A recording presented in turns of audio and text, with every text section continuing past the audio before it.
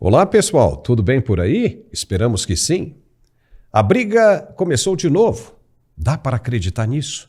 O ministro do Supremo jogou mais lenha na fogueira. A diferença é que, da primeira vez, Elon Musk ainda não era o segundo homem mais poderoso do mundo. Agora a situação é bem diferente e o judiciário brasileiro se meteu em uma enrascada sem saída.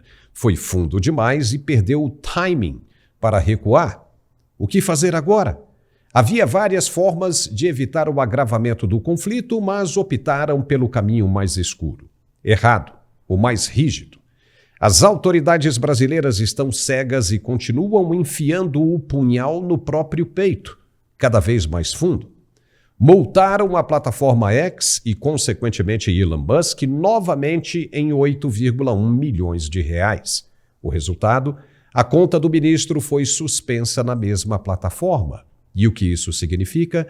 Que a briga está apenas recomeçando, mas agora com um adversário ainda mais poderoso. Isso não vai acabar bem. Não há como terminar bem para o lado brasileiro. Nós vamos falar sobre isso e muito mais em nosso programa de hoje, que volta logo depois do recado de nosso apoiador. Se liga aí no que ele tem a dizer, que eu espero por aqui. Até já. Meu nome é Valdemir Pereira de Santana, Bahia. Eu quero aqui dar o meu depoimento e testemunho desse maravilhoso suplemento, remédio. Eu vim assim com muitas dores na coluna cervical, coluna lombar, nervo ciático, uma circulação muito difícil, até para cortar de manhã cedo, para puxar roupa. A maior dificuldade. E graças a Deus, na primeira semana, eu já vi logo os resultados, viu? Logo no início eu fiquei assim meio temeroso de que não pegar, porque diante de outros que eu peguei não tive nenhum sucesso. Mas quebrei o sigilo e peguei, e graças a Deus é o que eu recomendo. Pode adquirir, sem medo. Eu sofria muito. Graças a Deus já estou bastante bom mesmo, bastante bom. Nervo ciático, coluna lombar, eu tenho aqui as ressonâncias das cartilagens desgastadas, que estavam muitas dores, estava doendo bastante mesmo. E graças a Deus, a primeira semana, eu já estou bem melhor mesmo, tá bom? Olá, meu querido Paulo, que alegria mais uma vez estar aqui para falarmos desse produto sensacional que está transformando vidas, né? E você acabou de acompanhar aqui mais uma pessoa que hoje não depende de remédio, mais uma pessoa que hoje não sofre com dores. E é isso que vai acontecer. O próximo testemunho, o próximo depoimento, eu tenho certeza que vai ser o seu. Porque, gente, não dá para aceitar viver com dores, não dá para aceitar trabalhar com dor. Tem muita gente que está me ouvindo agora que se acostuma a trabalhar com dor, a conviver com a dor, porque não encontra soluções. Já tentou de tudo, tomou vários produtos, vários remédios, já fez fisioterapia, fez diversos procedimentos e não teve resultado. E aí a pessoa fala, meu Deus, já fiz de tudo, eu não tenho mais o que fazer. E aí acaba se acostumando com a dor. Tem gente que vive à base de remédio. Compra um remédio aqui, um analgésico, anti-inflamatório. Gente, você precisa de uma solução definitiva. A dor nada mais é do que um alerta, um sinal, um aviso que o nosso corpo nos dá de que algo está errado. É como se fosse um carro. Quando vai apresentar um problema, ele dá um defeito, uma luz no painel acende. O corpo é a mesma coisa. Só que o corpo, a diferença é que a gente não consegue trocar peças, né? A coluna é uma só, o joelho é um só, então a gente tem que cuidar. Então, se você está sentindo dores, o Articular, que ele é o único produto no Brasil capaz de acabar com a dor já na primeira semana de uso. E não é exagero, tá, gente? Na primeira semana de uso isso acontece devido à fórmula que ele tem, uma fórmula muito potente, muito forte, ela é muito agressiva para a dor. Essa fórmula, ela tem condroitina, tem o magnésio, tem a cúrcuma, tem a vitamina D, tem a cartilagem C2 e tem o poderoso ácido hialurônico ortopédico. Gente, qualquer ortopedista que você for levar esse produto, ele vai falar para você que é uma fórmula maravilhosa. Então, gente, é um produto que dá resultado rápido, até porque quem tem dor tem pressa, né? Quem tem dor não quer esperar e quem tem dor precisa de um produto realmente que dê resultado. E isso é o que o Articular faz. Ele entrega resultado e resultado rápido. Chega até ser superior a uma cirurgia. Porque, gente, a cirurgia, você tem pós-operatório. A cirurgia, você depende de um profissional que às vezes não está no seu melhor dia. Então é risco, como toda cirurgia tem seu risco. E ainda você ficar de pós-operatório para quem trabalha é impossível. Não dá para ficar parado. É por isso que as pessoas aceitam a conviver com a dor. Mas agora, isso tem que acabar. E o Articular que vai te ajudar a virar essa chave. Voltar a produzir, voltar a trabalhar como trabalhava e voltar a viver a vida sem dores, sem sofrimento e sem remédio. Se você quer ter essa vida a partir de agora, então já vai ligando. Aproveita porque hoje estamos com a mega promoção. O telefone eu já vou deixar aqui, ó. 0800 591 4391. 0800 591 4391. E olha, hoje nós estamos em mega promoção para os 3.000 primeiros telespectadores que ligarem hoje. Hoje vai ter um desconto especial, desconto máximo. Se você for aposentado ou pensionista, condição especial para você. E o melhor de tudo, gente, você ainda ganha de presente. É presente, não é sorteio. Você ganha 2 pomadas massageadoras. São pomadas de extrema eficácia.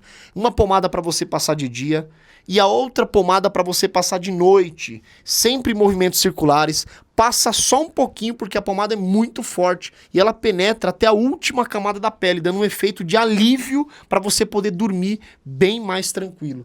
E junto com as pomadas, ainda vai um aparelho de massagem profissional, que é aquela pistola massageadora para você poder fazer massagem pelo corpo todo, tirar os nódulos. O bom que dá para você levar também para o escritório, dá para usar no carro, é maravilhoso. Tudo isso você ganha de presente e ainda você recebe em casa nos próximos dias e o pagamento é só pro mês de março, só pro mês de março, né, o finalzinho de março aí para você poder pagar. Então não se preocupe com o pagamento, porque até lá eu tenho certeza que até o dia de você pagar, você já teve um grande, mas um grande resultado. Então tudo começa a partir da sua atitude ligando agora. 0800 591 4391. 0800 591 4391 e receba esse produto maravilhoso contra as dores que é o Articular, Paulo. Muito bem, já estamos de volta com o nosso programa de análises aqui no Mundial Telenotícias. Quando o cancelamento de uma conta acontece por iniciativa da própria plataforma de mídia social, significa que o dono do perfil acabou fazendo besteiras e cometendo excessos, muitos abusos. E quando essa plataforma é tida como a meca da liberdade de expressão, aí a coisa fica ainda pior. Obviamente que chama a atenção do mundo. Como assim foi cancelado pelo próprio X? Desperta a atenção de todos que entendem a importância de uma liberdade de expressão. Todos, claro, vão querer saber o porquê da suspensão. E se for uma autoridade e do judiciário de um país com a importância do Brasil, aí é que a coisa ganha notoriedade mesmo no mundo todo. Pois foi o que aconteceu com o ministro Alexandre de Moraes. A conta dele no X foi suspensa nesta sexta-feira com grande repercussão, principalmente dentro dos Estados Unidos. Até o início da semana, o perfil criado em 2017 ainda estava ativo, embora não recebesse atualizações frequentes. Há a possibilidade de ter sido o próprio ministro que a cancelou, porque ao tentar acessar a página, a plataforma exibia a mensagem: "Essa conta não existe. Tente buscar outro ou outra." Esse tipo de aviso geralmente aparece quando o próprio usuário opta por deletar a conta, diferentemente de perfis removidos por decisão judicial ou pela moderação da rede social. No início da tarde, o STF confirmou que foi o próprio ministro mesmo quem tomou a iniciativa. Mas seja o que for, significa que não fazia mesmo o menor sentido estar dentro de uma plataforma usando os serviços e brigando com o dono. O exemplo deveria ser seguido pela presidente do PT, Gleisi Hoffmann, e demais membros do partido e da esquerda brasileira. Deveriam, inclusive, repassar o exemplo. Isso mostraria propriedade e caráter, mas, ao contrário, continuam usando a referida plataforma para criticar e espalhar desinformação sem perceber como é bom o direito à livre expressão. Por que não saem dali e usam outro lugar para praticar o que gostam de pregar? A resposta pode ser hipocrisia. Mas vamos voltar ao caso do ministro. Ele decidiu multar a plataforma e, consequentemente, comprar mais briga com Elon Musk por uma questão que começou lá em 2024. Ainda era uma pendência. Moraes determinou em julho que o X fornecesse dados cadastrais do jornalista Alan dos Santos, responsável por publicação de notícias fraudulentas. Pelo menos foi o que disseram, que eram notícias fraudulentas. A pena diária estipulada foi de R$100 mil. O X respondeu que não coletava dados cadastrais. O recurso não foi aceito e o ministro mandou, em documento assinado em 19 de fevereiro e publicado nesta quinta-feira, 20 de fevereiro, que a plataforma seja intimada por meio de seus advogados regularmente constituídos para que efetue o imediato pagamento integral da multa imposta no valor de R$8.100 mil. Só lembrando que, em agosto passado, o ministro ordenou o bloqueio de aproximadamente R$19 milhões das contas da Starlink no Brasil. Como se isso já não bastasse para esquentar essa disputa, Alexandre de Moraes voltou a apertar o Rumble para também fornecer dados do mesmo jornalista Alan dos Santos e cancelar a conta dele nos Estados Unidos, sendo que essa foi a razão principal para que a plataforma entrasse contra o ministro na justiça americana. Ou seja, se o juiz de lá dos Estados Unidos tinha alguma dúvida sobre a autenticidade do processo, agora não tem mais, porque o ministro brasileiro acabou confirmando a denúncia do Rumble. Entendeu o que está acontecendo?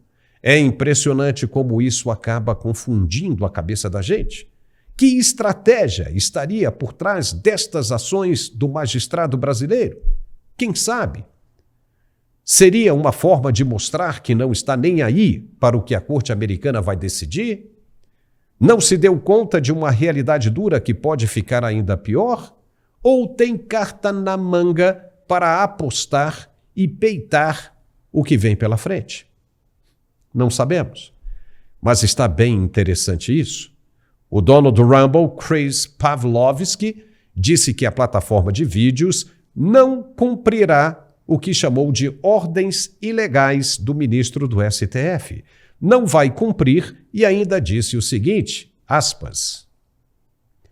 Oi, Alexandre.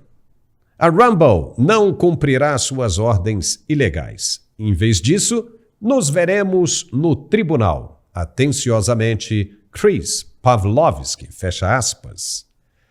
E ele fez questão de publicar isso em português e em inglês, para ter certeza que o ministro iria compreender. Ou seja, Alexandre de Moraes será levado a um tribunal americano. Obviamente que ele pode não comparecer e indicar um representante para defendê-lo, que, como já foi cogitado, poderá ser um advogado da AGU, a Advocacia Geral da União. Mas será mesmo que chegará a esse ponto? Tem gente já dizendo que sim, e que o representante do ministro seria o próprio AGU, Jorge Messias. Mas dificilmente será ele, caso a denúncia ande nos tribunais da Flórida. Alexandre de Moraes deu 48 horas para que o Rumble apresente um representante legal no Brasil. Caso não o faça, terá o mesmo destino que o X teve no ano passado. Será suspenso. Acontece que nesta mesma plataforma está a empresa do presidente Donald Trump, que é coautora da peça contra o ministro na Corte Americana. Então a gente junta esse time todo e conhece quem são os adversários do ministro brasileiro nessa briga. Não é difícil fazer um exercício de futurologia quando analisamos o que aconteceu com um magistrado do Tribunal Penal Internacional. O procurador Karim Khan foi alvo de sanções impostas pelo governo dos Estados Unidos, e essas sanções incluem o bloqueio de quaisquer bens que Khan possua em território americano e a proibição de entrada no país. A medida foi tomada após o TPI emitir mandados de prisão contra o primeiro-ministro israelense Benjamin Netanyahu e o ex-ministro da Defesa Yoav Gallant por supostos crimes de guerra relacionados ao conflito na faixa de Gaza. Trump disse que retaliaria qualquer um que prejudicasse os aliados americanos e está cumprindo com a promessa que fez.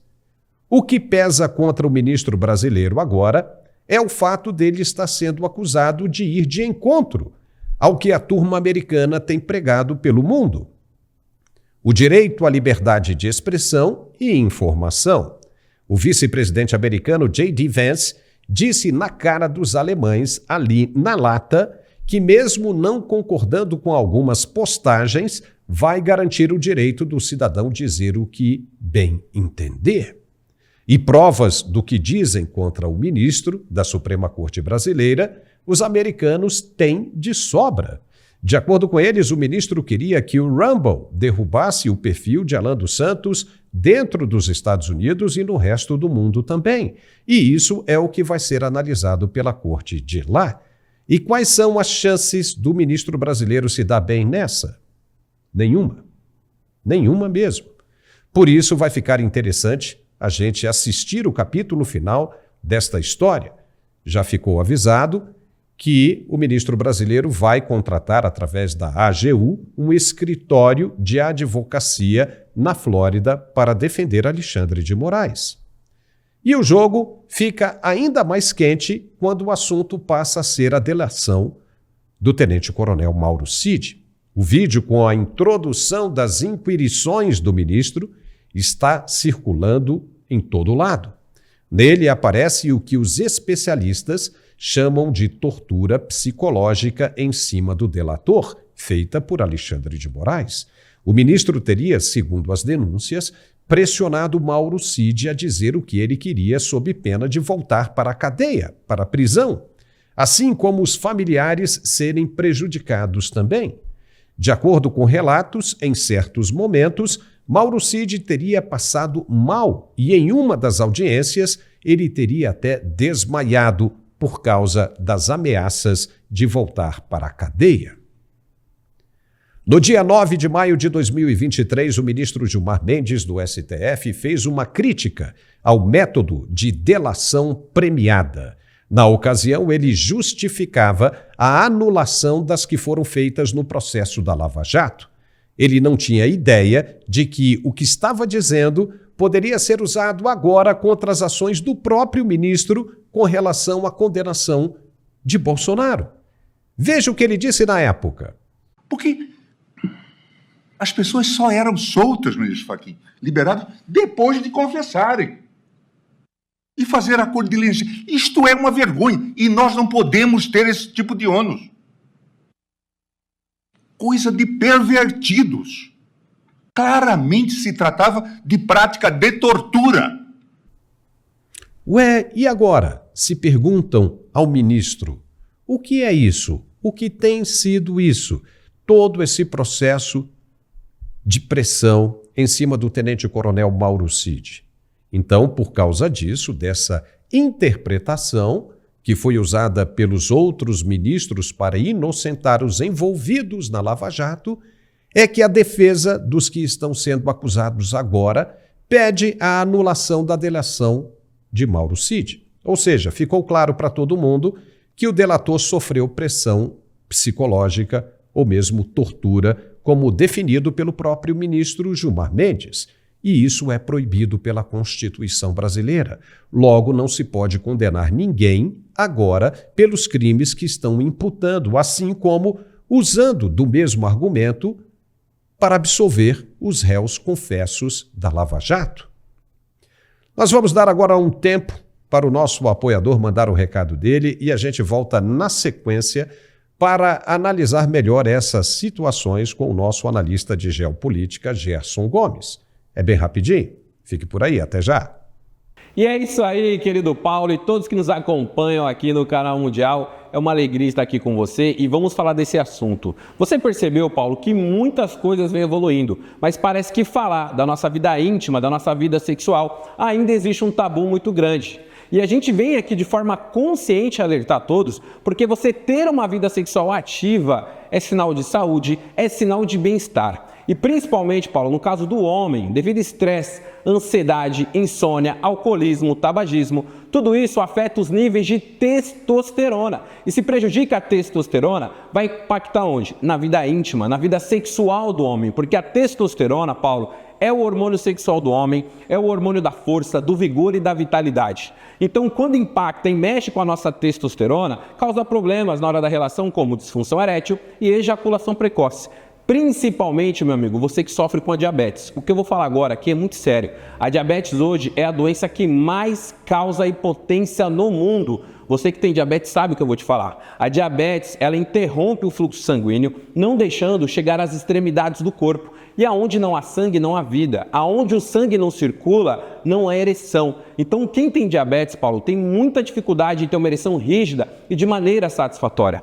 Eu te apresento Max Viril. É para você que tem e para você que não tem diabetes. Ele vai ajudar o equilíbrio da testosterona, vai aumentar o seu fluxo sanguíneo e você terá níveis de ereção durante o dia e durante a noite. Você tomando um Max Viril 30 minutos antes da sua relação, como eu tomo, você terá níveis de ereção, aquela ereção rígida e de maneira satisfatória. Basta tomar 30 minutos antes da relação a cada 3 dias. Não precisa tomar todos os dias. A cada 3 dias você vai tomar 30 minutos antes da relação, vai ter aquela ereção rígida, vai namorar com mais confiança, com mais segurança e vai melhorar a autoestima. E um último recado, porque a gente se preocupa com a sua saúde. Você, meu amigo, não abuse desses remédios de farmácia, que a longo prazo vai prejudicar o seu coração e a sua pressão. Max Viril é 100% natural e te dá uma performance extraordinária e você vai se satisfazer e satisfazer a sua companheira na hora da relação. Por isso,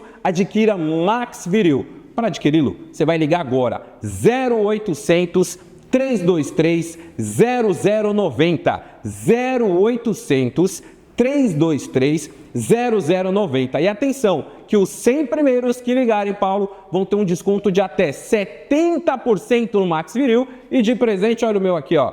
Vai ganhar um smartwatch, tá? Que vai marcar o quê? Sua caloria, seus batimentos cardíacos. É para cuidar da saúde. Liga 0800 323 0090 0800 323 0090 para colocar tudo para cima, para ter mais confiança, segurança e não falhar na hora H. É Max Viril, Paulo!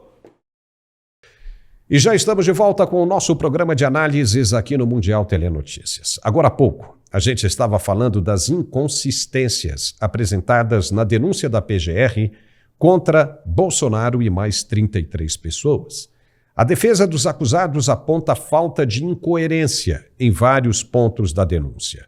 A primeira delas se trata de um flagrante do ministro Alexandre de Moraes fazendo uma introdução, lembrando o delator da possibilidade dele voltar para a cadeia caso não cumprisse com o objetivo da denúncia, ou seja, denúncias contra o ex-presidente e as outras pessoas envolvidas. Gerson Gomes, seja muito bem-vindo. Você que está conosco hoje, ficou ruim essa peça da PGR ter chegado ao conhecimento, não a peça da PGR, mas o vídeo do ministro Alexandre de Moraes ter chegado ao público, porque acaba evidenciando, na visão da defesa dos acusados, um claro crime de tortura praticado pelas autoridades. E por isso a delação já deveria ter sido anulada. Qual é a sua opinião sobre esse assunto? Seja bem-vindo. Muito bom estar de volta e, infelizmente, em um dia em que nós temos um monte de assuntos que acabam reverberando aqui fora nos Estados Unidos de uma forma muito negativa para o nosso país. Esse tema que você levanta, ele acaba me atingindo de duas formas. Uma, obviamente, como militar da reserva, eu vejo um tenente-coronel que está no serviço ativo, que está à revelia da lei, ou seja, ao arrepio do que prevê a nossa Constituição, sendo tratado por um ministro da Suprema Corte pessoalmente, completamente, de uma maneira, vamos dizer, no mínimo estranha, no que diz respeito à condução de um processo penal. O que é estranho é que todo mundo fala sobre delação, quando, na verdade, essas imagens que você mostrou se deram num período em que foi costurada uma colaboração que é diferente de uma delação premiada. Por quê? Porque o Cid, nesse momento, ele, inclusive, não tinha sido sequer denunciado. Ou seja, quando você fala em delação, você está falando de um criminoso que foi já condenado ou que está arrolado dentro de uma condenação em que ele entrega outras informações ou outros parceiros da sua organização criminosa e, com isso, ele negocia a diminuição da sua pena. Não é nada disso que nós estamos falando, Paulo. Nós estamos falando de alguém que foi preso porque foi uma operação na qual se buscou o seu cartão de vacina que teria sido, de certa maneira, forjado para que ele pudesse viajar aos Estados Unidos. Estranho isso, porque um tenente-coronel do serviço ativo não pode ser preso sem que ocorra um flagrante delito. E, no entanto, ele não somente acaba preso, como o seu celular apreendido, e utilizadas informações desse celular, inclusive informações pessoais, de conversas pessoais, e esse material é utilizado para pressioná-lo. Vamos além. Quando ele fala de prisão, nós não podemos esquecer que é um oficial superior das Forças Armadas, ele estava, na verdade, dentro de um quartel, dentro de uma unidade militar. E nesse período ele foi impossibilitado, inclusive, de ter contatos com familiares, foi cada vez fechando mais o cerco, o ministro Alexandre de Moraes, inclusive, determinando que ele não podia receber visita de outros militares, somente da esposa. Isso foi cada vez, talvez, de certa maneira, causando no tenente-coronel uma decepção muito grande, porque ele iria comandar, depois teve a sua promoção negada, ele seria promovido a coronel, ele é um dos primeiros colocados de turma, foi colocado para esperar uma promoção futura, não por merecimento, talvez por antiguidade. Tudo isso foi mexendo com a cabeça do jovem oficial, imagino. Mas não podemos esquecer que ele já havia declarado, inclusive num áudio vazado, que ele estava sendo pressionado a convergir as suas informações com uma narrativa que o próprio ministro Alexandre de Moraes havia criado junto com seus auxiliares. O que é mais grave, Paulo, e que reverbera aqui fora, é que você vê um ministro da Suprema Corte, pessoalmente, conduzindo uma inquirição que não somente é vedada pelo o nosso próprio ordenamento jurídico, né, porque é previsto que, ou é suposto, que o juiz ele vá homologar um acordo que é feito com a presença da PGR. Só que é mais grave ainda, porque tudo isso que nós vimos, que é mais ou menos, eu poderia resumir numa seguinte frase, é como se ele chegasse e falasse para o Cid o seguinte: olha, ou você ajusta o seu depoimento à versão que eu quero, ou a sua família, a sua esposa, a sua filha, o seu pai sofrerão as consequências. Isso está de uma forma tão explícita, ou seja, é uma forma de, na minha avaliação, é uma forma de censura ou de tortura tão grave, tão explícita, que deveria causar, no mínimo, uma indignação em todo o nosso sistema jurídico. Infelizmente, não foi isso que aconteceu, né, Paulo? Agora, você acha que, você sendo militar, eu acredito que você entenda isso até um pouco melhor do que muita gente. Mas você acredita que as pressões que foram feitas em cima do Mauro Cid, porque a gente ficou sabendo que ele chegou a desmaiar quando foi informado de que poderia voltar para a prisão, em uma dessas delações. Você acha que uma pessoa, numa situação como essa, não pode acabar dizendo aquilo que os outros querem ouvir, justamente para que ele possa sair daquela tortura, daquele sofrimento, exatamente como o ministro Gilmar disse em 9 de maio de 2023? Claro que sim. Eu tenho recebido algumas mensagens até jocosas, né, até provocativas, no meu Twitter, né, no X, de pessoas que me perguntam o seguinte: mas ele não é um força especial? Como é que ele não aguenta uma tortura? Como é que ele chora, desmaia? Por que ele muda o seu depoimento com toda essa pressão? É verdade, eu sei que muita gente me faz esse questionamento. Os nossos forças especiais, comandos, são treinados para resistir a interrogatórios, resistirem à tortura, é verdade. Só que nós temos um caso aí, né, Paulo, em que a família, toda uma pressão foi feita não sobre ele, não sobre o militar, não é uma pressão psicológica e física feita sobre ele, mas atingindo especialmente a sua própria família. Há quem diga que houve revelações pessoais, inclusive, que foram instrumentalizadas pelos promotores e pelos policiais de modo a fragilizar ainda mais, porque tem questões pessoais que não dizem respeito ao inquérito, que foram utilizadas, questões familiares e outras questões, acusando o próprio tenente-coronel em outras áreas e deixando-o muito vulnerável. É possível? Sim, é possível.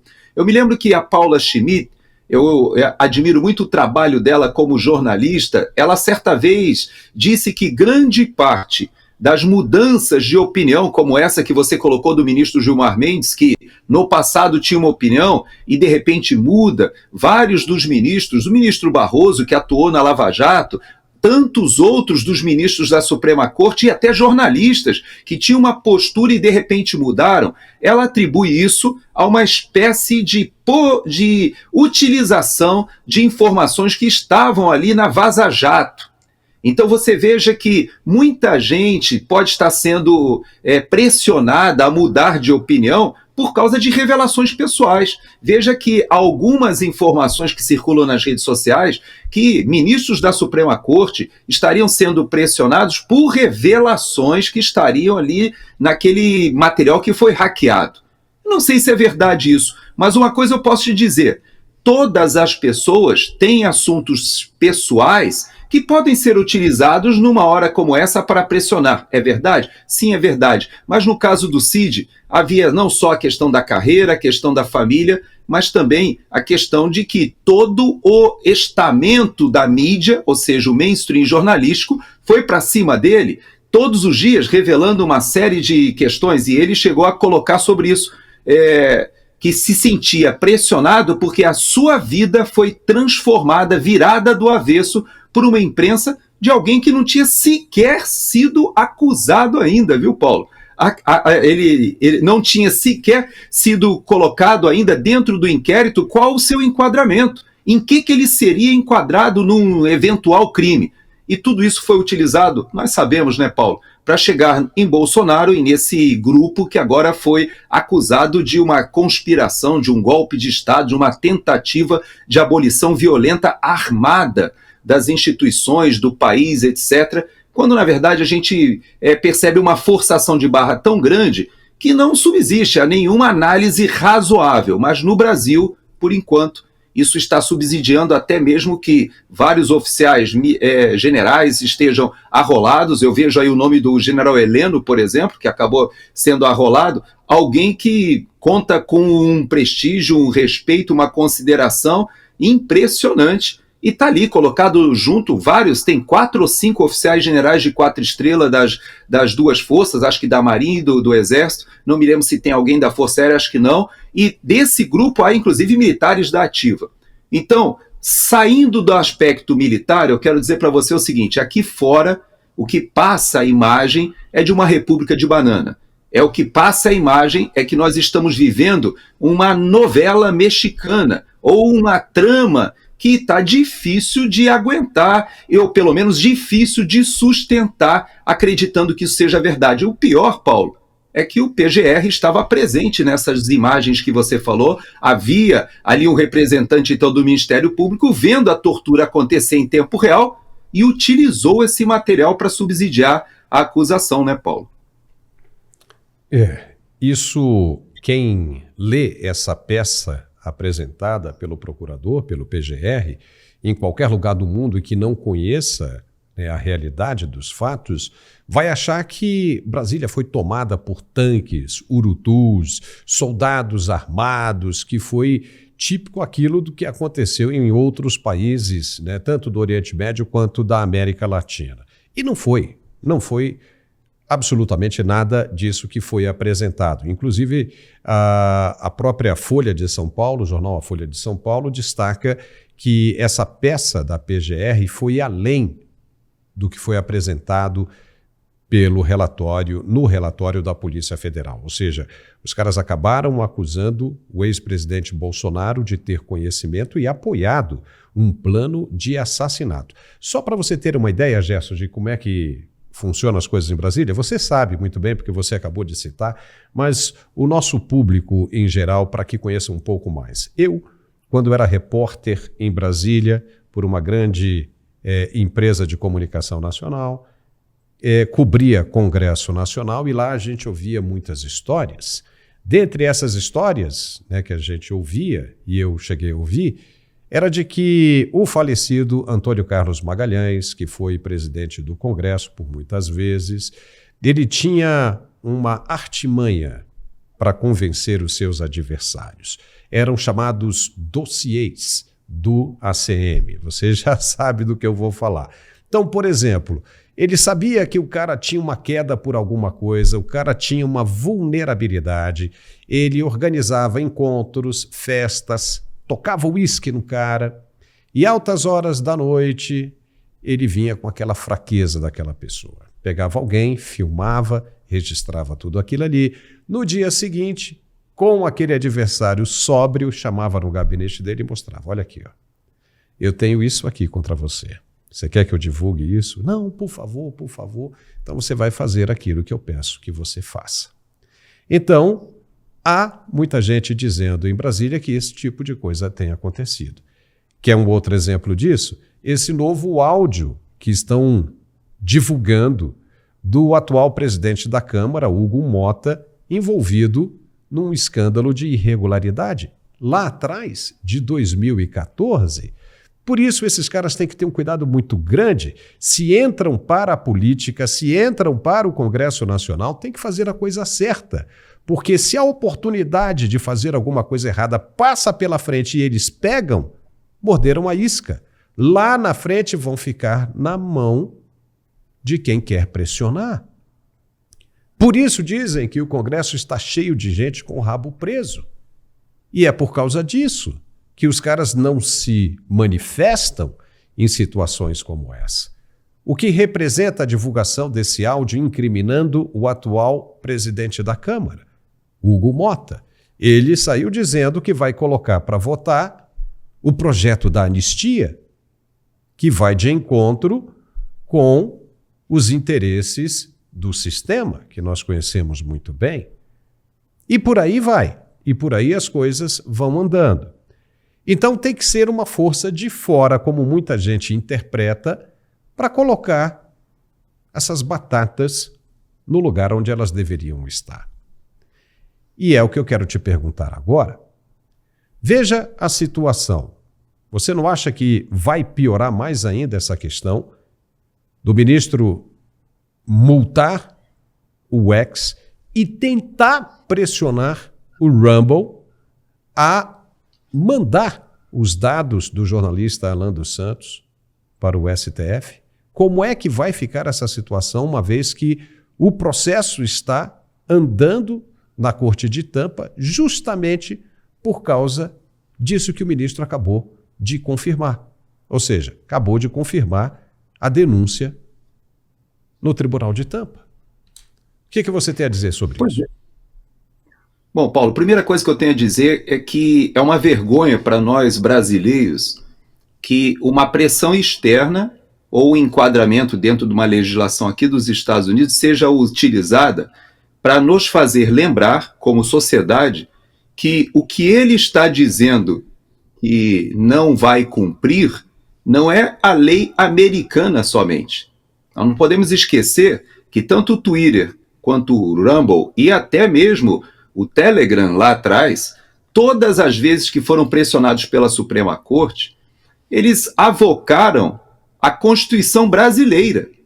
Porque isso que está sendo feito, Paulo, isso não fere o direito de expressão reconhecido e defendido na Constituição americana. Não, isso fere o direito ou a liberdade de expressão que está na nossa Constituição, inclusive em cláusula pétrea. Então, a censura é vedada no Brasil. E o pior, quando ela começa a ser, de certa maneira, flexibilizada, quando isso acontece ali, quando a revista Cruzoé é retirada, né, porque ela menciona o amigo do meu pai na época, que era o ministro Toffoli, presidente do STF, e quando ele coloca Alexandre de Moraes para conduzir esse processo, de lá para cá, o que a gente tem visto, não somente esses inquéritos secretos avançarem sobre a questão da liberdade de expressão, mas eles não somente fazem a censura de matérias, como a censura prévia da pessoa, ou seja, retirando-a do ar, como também retirando influenciadores, retirando até o provento, né, porque vários desses canais eram monetizados. Então eles vão avançando e isso tudo é proibido, isso tudo é inconstitucional, isso tudo é ilegal. E, no entanto, ainda que a gente lembre daquele episódio vergonhoso em que a ministra Carmen Lúcia, ela disse que faria uma exceção somente ali em relação àquele documentário do Brasil Paralelo, que foi, mais uma vez, censurado durante a campanha eleitoral, ainda que ela tenha dito que foi só um ato episódico e que aquilo não poderia se transformar numa prática, nós sabemos hoje que o ministro Alexandre de Moraes, ele não age sozinho. E isso é que é a grande tristeza, ou pelo menos na minha avaliação, é uma grande decepção. Mas não é algo só do Brasil. Veja que o debate aqui nos Estados Unidos essa semana foi em relação ao Bar Association. Você conhece, é o similar ao que seria no Brasil, né, a nossa OAB. Por quê? Porque aqui nos Estados Unidos também se pergunta, já que também aqui o bar, ou seja, a maioria dessas representações de advogados, eles também foram meio que mobiliados aqui, foram tomados. O presidente Trump, por exemplo, ele teve uma atitude de exonerar a grande maioria dos procuradores. Os advogados aqui também sofrem essa pressão ideológica por décadas. Isso não é exclusivo do Brasil. Mas aqui, pelo menos, começou-se um debate da seguinte forma: não tem problema você ter uma associação de advogados que pensem de uma maneira ou de outra, ou seja, ou de esquerda, ou progressistas, ou marxistas, não tem problema. O que é problema é que essa associação tenha a prerrogativa, ou tenha prerrogativas superiores aos demais. E por que no Brasil nós temos a mesma coisa acontecendo? Porque hoje a nossa elite jurídica, não somente dos advogados, mas de promotores, procuradores, juízes, desembargadores, eu te pergunto, essas imagens que a gente mostrou, isso que está acontecendo com o Rumble, o que aconteceu com o Twitter, tudo isso aqui nos Estados Unidos, Paulo, foi feito de maneira velada, ou seja, o governo ele pressionou as redes sociais por debaixo do pano, mas no Brasil está sendo feito ostensivamente, com ordens judiciais, ou seja, a Constituição está sendo rasgada à vista de todo mundo. E aí o que se pergunta é o seguinte: vai continuar assim, Paulo? Os advogados, os promotores, os juízes, os desembargadores, a nossa elite vai continuar assistindo isso de uma maneira, vamos dizer assim, inerte, porque o que a gente vê, Paulo, infelizmente, é que o ministro da Suprema Corte, ele só age com essa independência porque ele tem sido respaldado pelos pares e pelo sistema.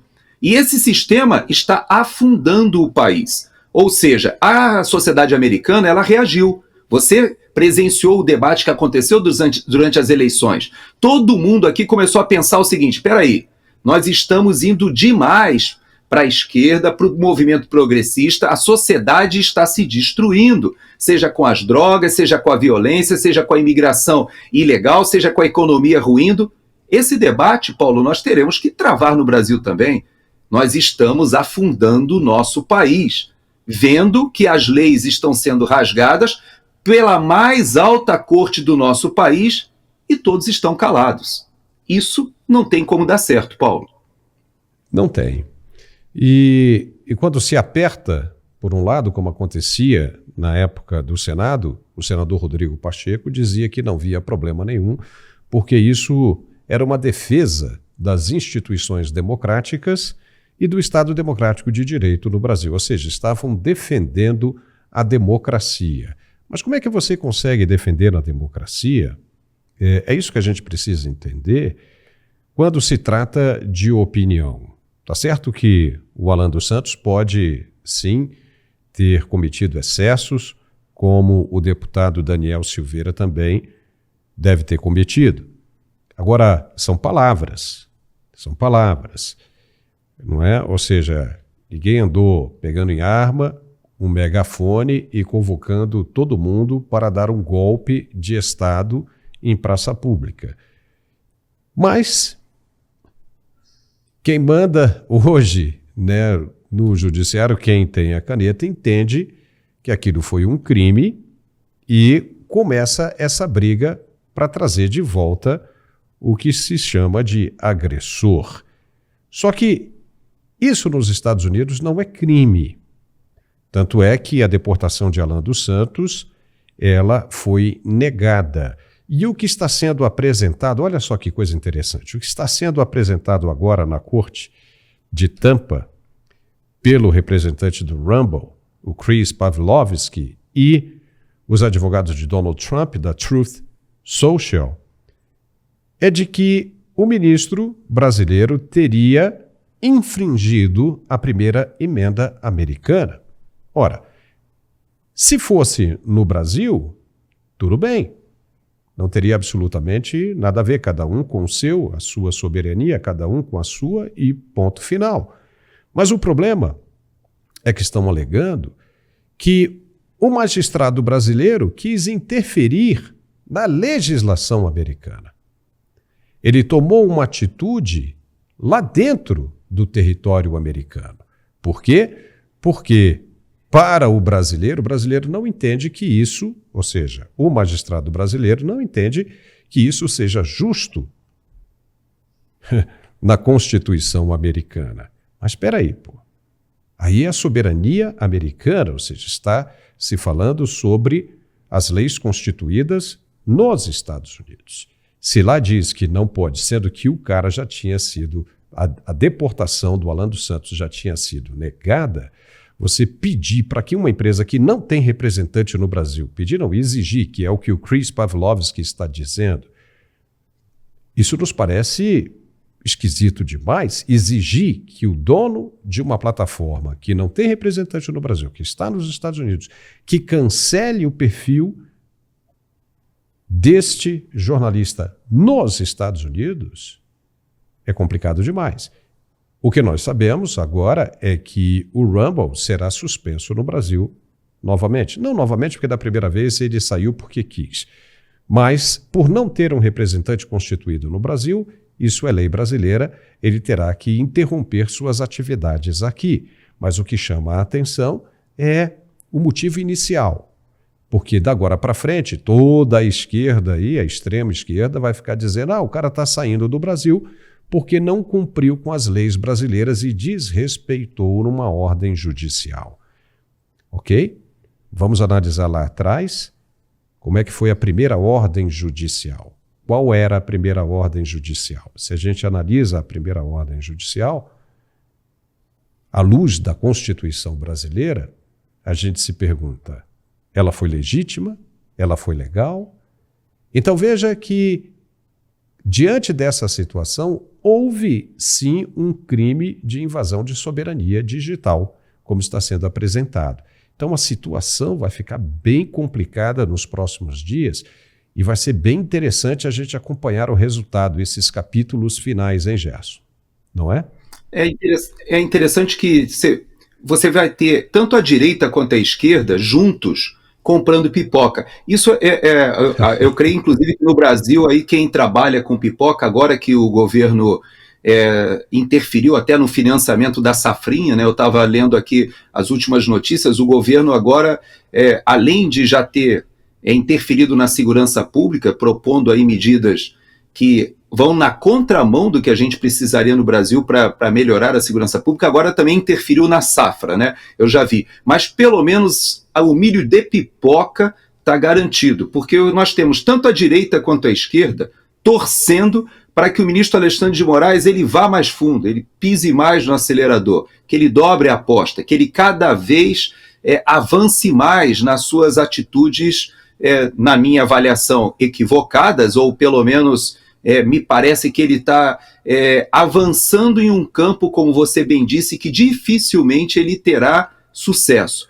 Mas também nós sabemos que tanto a direita quanto a esquerda hoje torcem para que isso aconteça, para que, de fato, chegamos num ponto que não podemos mais contemporizar, né, Paulo? Agora é o momento em que a gente precisa chegar a uma conclusão. O Brasil vai caminhar para a Venezuela, e você veja que hoje, pouca gente falou sobre isso no Brasil, mas Trump autorizou que aquele pessoal preso da Venezuela, que foi levado para Guantánamo, vá a Xiomara Castro, né, que é a presidente de El Salvador, ela também fez um acordo, de Honduras, né, de El Salvador não, de Honduras, ela fez um acordo com a administração Trump para receber aqueles exilados, né, ou seja, aqueles deportados dos Estados Unidos, da Venezuela, que agora vão ser recebidos pela Xiomara Castro para dali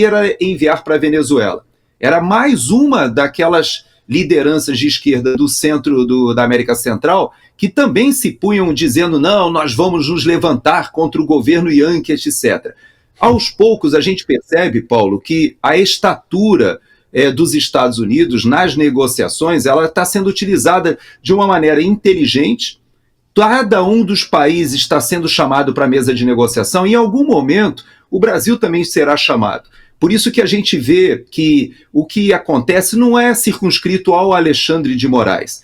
Existem repercussões grandes, porque se você coloca a Advocacia Geral da União para a defesa do ministro Alexandre, você está escalando essa crise para uma crise de Estado. Ou seja, você está dizendo que o advogado-geral da União vai defender o ministro da Suprema Corte. Ou seja, você está dizendo que os atos que ele está cometendo, que na minha avaliação são inconstitucionais, mas que não estão sendo resolvidos intramuros, ou seja, dentro do país, esses atos extrapolam e vão para os Estados Unidos, e aqui está sendo tomado algumas providências para conter isso que é uma disputa mundial. Não se iluda, isso não é um problema do Brasil. Você veja que o X teve o mesmo problema na Europa e teve o mesmo problema na Austrália, ou seja, alguns juízes querendo que contas fossem, na verdade não eram contas, mas eram publicações, né? Isso de derrubar a conta é algo que chegou só no Brasil, somente o ministro Alexandre de Moraes avançou tanto. Mas nos outros países foi pedido que fossem derrubadas matérias por juízes e ameaçado também o X com multas. Isso não é exclusividade do Brasil. Só que o vice-presidente foi na Europa a semana passada e falou, nós não admitiremos mais esse tipo de pressão sobre a opinião pública, tentando limitar as redes sociais. Veja que houve uma mudança. O presidente Biden, ele apoiava e financiava a censura à guisa de defender a democracia da desinformação, dos discursos de ódio. Agora mudou. O presidente Trump ele está dizendo para o mundo, nós faremos o trabalho oposto. E aí eu pergunto, nós temos dinheiro, bala na agulha, capacidade de sustentar essa vibe que até pouco tempo atrás era celebrada aqui nos Estados Unidos pelo governo Biden. Eles batiam palma para aquilo que o ministro Alexandre de Moraes estava fazendo, ainda diziam assim, vai mais, porque a gente quer usar vocês como um laboratório do que a gente gostaria de fazer aqui. Aqui a gente está fazendo por debaixo do pano, mas aí vocês estão fazendo de uma forma que pode ser copiada pelo mundo inteiro. Pois é, mas mudou, né, Paulo? agora mudou, agora o governo mudou. Então, eu não acredito que realmente essa linha que o governo brasileiro tem adotado, ela vai prosperar, porque nós vamos acabar num problema que aparentemente já se configura de uma crise econômica, uma crise de segurança pública que está se avizinhando, aquele tripé que derrubou Dilma de economia, segurança pública e corrupção, ele começa a ser vislumbrado pela população de novo, não somente o governo perde apoio, como isso também o colocará, na minha avaliação, numa rota de colisão com um parceiro importantíssimo. Nenhum país, nem a China, nem a Rússia, podem abrir mão de tentar uma aproximação com a maior potência econômica do planeta. Então, me parece que, em algum momento, a cabeça do ministro Alexandre de Moraes pode ser oferecida para apaziguar esse processo. Mas a gente não pode deixar de reconhecer, né, Paulo? Ele não está sozinho. Todo o processo que nos conduziu até esse ponto, ele teve o respaldo de vários dos seus colegas na Suprema Corte e também de todo o sistema. Nós precisamos ver agora para onde nós vamos. Lembrando que no Brasil a esquerda está decadente. A esquerda no Brasil, se você olhar as eleições municipais desde 2016 e vai para agora 2024, né, nós tivemos eleições municipais, a gente vai vendo 2016, 20, 24, a esquerda, o PT, eles só foram definhando nas eleições municipais. A esquerda no Brasil ela está agonizando. Então, quem está crescendo no Brasil? É esse grupo de centro-direita, o centrão. E, ou seja, esse grupo é um grupo que está sendo cooptado com corrupção. E a gente já conhece. Foi por isso que teve o mensalão. Foi por isso que teve o petrolão lá atrás, quando o PT queria garantir a governabilidade com corrupção. Então a gente está vendo a reedição do filme, Paulo. A gente já conhece esse filme, a gente já sabe aonde vai dar. Então, eu posso dizer que eu temo pelos próximos 2 anos. Esse ano de 2025 e 2026 serão anos muito difíceis para o Brasil, porque nós teremos que acertar o nosso processo eleitoral, teremos a economia definhando, estamos com a segurança pública com um problema muito grande. Aqui fora o Brasil é visto como um narco-estado por muitos organismos internacionais hoje, e a gente ainda tem esse problema com as redes sociais, com a liberdade de expressão e um Supremo Tribunal Federal hipertrofiado, Paulo. E eu nem sei se você viu, né, já que você falou disso aí do centro, o centrão, né, a centro-direita crescendo, o Gilberto Kassab, né, do PSB, anunciou que quer ser o vice de Tarcísio de Freitas à reeleição ao governo de São Paulo. Vamos ver, né, como é que vai ficar tudo isso aí. Mas, Gerson, eu queria falar do CEPAC. O deputado Eduardo Bolsonaro esteve aí. Nós temos a imagem da abertura dele, vamos ver aí, ó. Ele chegou falando inglês, nesse momento aí foi ovacionado, muita gente aplaudindo e chamando o nome de Bolsonaro, Bolsonaro. E ele fez uma brincadeira, disse, olha, em inglês, né, o tempo todo, nós temos aqui, por incrível que pareça, admiradores, apoiadores do ex-presidente Bolsonaro. E aí, né, Gerson, o deputado Eduardo aí começou a falar da situação que o Brasil vive hoje e, consequentemente, né, chamou a atenção para esse problema da PGR em acusar o pai dele, né, o ex-presidente Bolsonaro, e mais 33 pessoas, e obviamente que o nome do ministro Alexandre de Moraes apareceu aí de montão, né, Gerson? Fala um pouco sobre esse CPAC. Pois é, esse CPAC foi diferente dos últimos em um aspecto. Eu participei de várias edições, inclusive fui à Argentina, na edição da Argentina, mas eu tive a experiência de participar do CPAC logo após a derrota do Trump em 2020. Foi interessante porque foi um CPAC em Orlando, depois eu fui a Washington, nesse mesmo local, no centro de convenções do Hotel Gaylord, que é onde o Eduardo Bolsonaro está falando. O clima é um clima completamente diferente, e eu quero dizer isso para o brasileiro. Quando nós vimos o Trump perder, e eu fui no primeiro CPAC, lá nesse evento, eu não vi o pessoal chorando, não. Eu vi o pessoal já se preparando para modificar as legislações dos estados que permitiram a fraude de 2020, fizeram a volta em 2022 nas midterm elections, ou seja, retomaram ali a liderança do país e chegaram na eleição de 2024. Agora, quando o Eduardo vai a esse CPEC, nós temos um outro momento, ou seja, o momento em que o presidente Trump retorna ao poder. E o Eduardo usou a tribuna, ou seja, usou a oportunidade para falar para o mundo de maneira ostensiva o que está acontecendo no Brasil. Ele não mediu palavras. Ele, inclusive, chegou a brincar com a audiência quando disse que o pai dele, o presidente Bolsonaro, está sendo acusado de um golpe de Estado quando ele estava em Orlando, na Disney. Ou seja, ele chegou a dizer que seria um golpe de Estado perpetrado dos Estados Unidos, como se os Estados Unidos estivessem, de certa maneira, recebendo um ditador, um golpista, quando, na verdade, o presidente Bolsonaro estava aqui, ficou 2, 3 meses, eu cheguei a encontrar com ele em vários eventos aqui, a comunidade brasileira o recebendo, ele fez palestras e retornou ao Brasil. Ele tomou a decisão de deixar o Brasil, ao contrário do que o Lula falou essa semana, não porque ele teve medo, porque ele saiu correndo do Brasil, não. Ele resolveu não passar a faixa porque ele não reconheceu o resultado de 2022 como um resultado justo, como um resultado legítimo. E isso é um direito que ele tem. Ele não reconheceu. Veja que o presidente Trump, quando foi derrotado também ali em 2020, ele também não reconheceu. Ele sabe o que foi a experiência que o Bolsonaro está passando. E o que o Eduardo fez foi falar para o mundo o que está acontecendo hoje no Brasil. Então, a nossa situação, que antigamente a gente contava com uma espécie de isolamento que existe no Brasil, em que muita coisa acontecia no Brasil e não era conhecido ou não repercutia, agora acabou, Paulo. Eu posso te dizer que não somente esse discurso do Eduardo, que hoje, inclusive, ele tem um certo protagonismo, ele talvez seja o único representante do parlamento brasileiro que transita tanto no Congresso quanto no Poder Executivo. Ele entra hoje no Departamento de Estado, ele conversa com vários dos secretários de Estado, dos ministros, e com o próprio presidente dos Estados Unidos, e é recebido por ser filho do ex-presidente Bolsonaro e por, como você disse,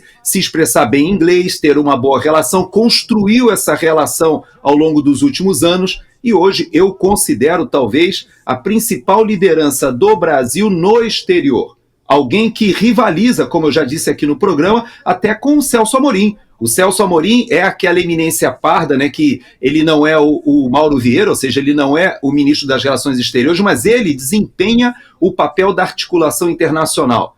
Hoje, eu posso dizer que a oposição tem no Eduardo Bolsonaro, provavelmente, o seu grande representante de articulação internacional, seja na Europa, seja nos Estados Unidos, mas, obviamente, principalmente aqui nos Estados Unidos. É isso aí. E Gerson, nós estamos chegando ao final do programa, mas antes da gente encerrar, eu quero mostrar uma coisa bem interessante, que é um espetáculo da natureza.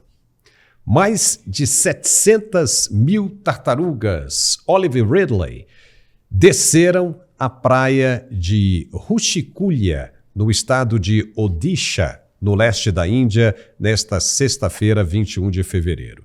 Um número recorde para esse evento anual de desova em massa, também conhecido como arribada, um fenômeno único de nidificação comum a essa espécie de tartarugas marinhas. A desova em massa começou em 15 de fevereiro e continuará até 25 deste mês, de acordo com Rabindranath Sahu, o secretário do Grupo de Proteção das Tartarugas Marinhas de Rushikulia. Veja. अभी 2025 को पूरा रिकॉर्ड 7 lakh over total आके जो हरिबड़ा mass testing किया, ये तो mass testing 15 फरवरी से शुरू हुआ, ये कम से कम और चलेगा 25 तारीख तक चलेगा. As autoridades cercaram a área onde essas tartarugas Olive Ridley, uma das menores espécies de tartarugas marinhas do mundo, estão nidificando. Ao chegarem à praia, as fêmeas cavam um buraco na areia para depositar mais de 100 ovos que eclodirão cerca de 50 dias depois, durante a noite, sob a escuridão. Nomeada por sua carapaça verde-oliva, a tartaruga marinha Olive Ridley foi listada como ameaçada pela União Mundial para a Conservação da Natureza, devido à redução de sua população. Vendo esses ovos aí, Gerson, a gente fica pensando que se o presidente tiver conhecimento, o presidente Lula vai querer comer esses ovos também, né?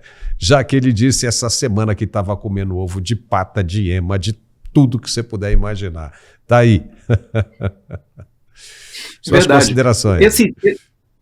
Esse tipo de imagem, Paulo, não deixa de me fazer refletir duas coisas, né?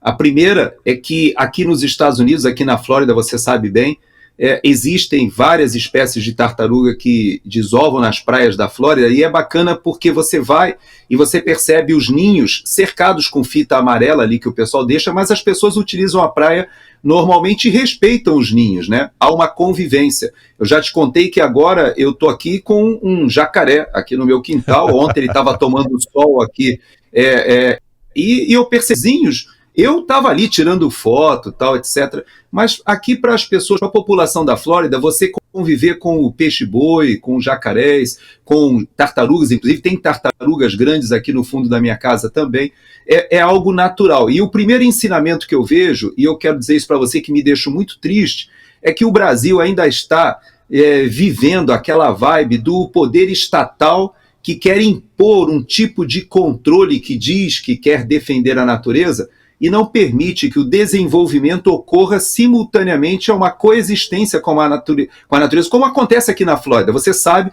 que é um estado extremamente desenvolvido em que a gente tem cotas de pescaria, possibilidades de como manejar o meio ambiente com o desenvolvimento. Coisa que no Brasil, infelizmente, a gente ainda tem um pessoal meio xiita, meio radical, que não consegue entender que é possível, sim, desenvolver e, ao mesmo tempo, preservar a natureza. E a segunda coisa que isso me provoca é que eu sempre lembro que, para os militantes de esquerda, para eles, é muito importante preservar um ovo de tartaruga, mas eles não raciocinam da importância de preservar um nascituro.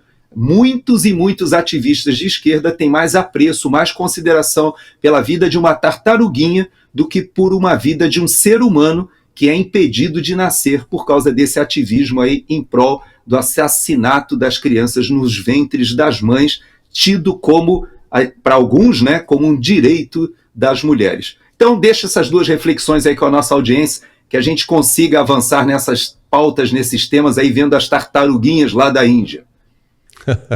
Tá certo, Gerson. Muitíssimo obrigado por sua participação aqui conosco. A gente se vê, então, na segunda-feira novamente, quem sabe com mais notícias a respeito dessa situação toda, dessa confusão toda envolvendo o ministro brasileiro aí na Flórida. Um forte abraço e um bom fim de semana. E cuidado com o crocodilo aí. Deixa comigo, até segunda, se Deus quiser.